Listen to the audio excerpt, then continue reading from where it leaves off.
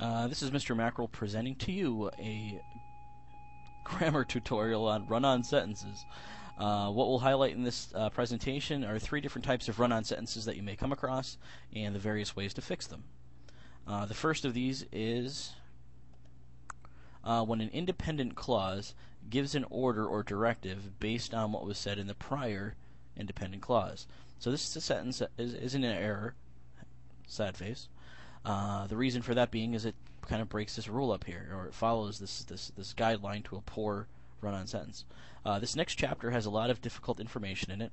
You should start studying it right away. So this is your independent clause that we're talking about when we talk about the independent clause that gives order or directive based upon what was said in the prior independent clause. So the prior independent clause is the next chapter, has a lot of difficulty. So this you should start gives directive or gives information about this previous independent clause.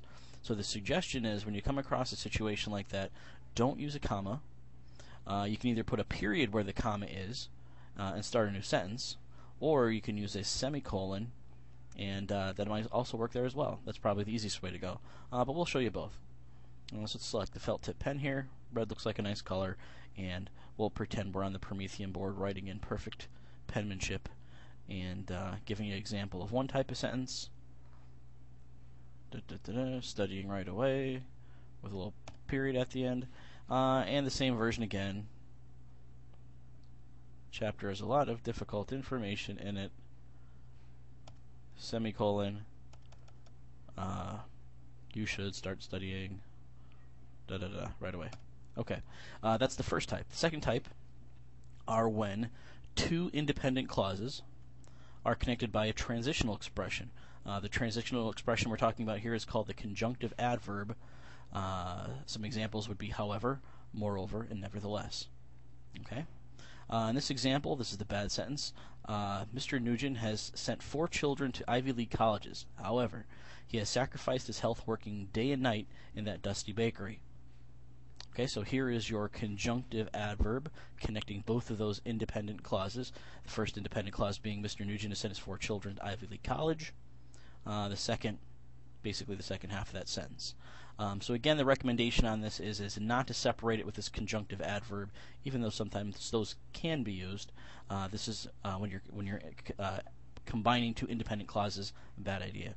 So again, similar to the first one, where that comma appears, where that first comma appears, you could have used either a period, started a new sentence, or you could use a semicolon instead. So again, here is our corrected version of the sentence. You can tell the bells are just rung.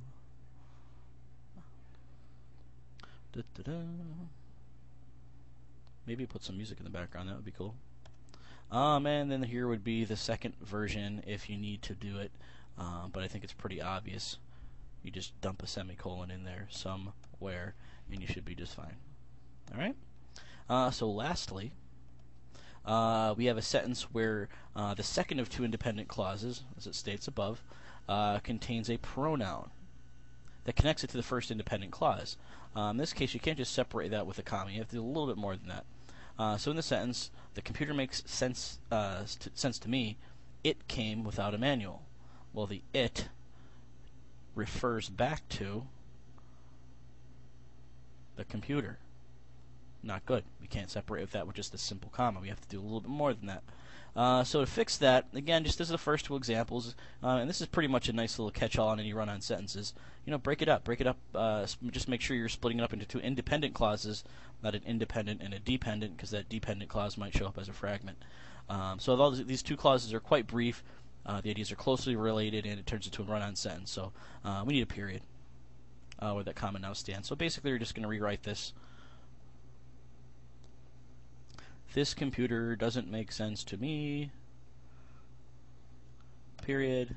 And the second thing you could say, it came without a manual, or, you know, you could maybe even elaborate on that sentence just to make it a little bit more robust. So that's pretty much it. Just one last thing before we let you go here. Any of the information that was provided here was taken from the website called A Guide to Grammar and Writing. The URL is here at the bottom.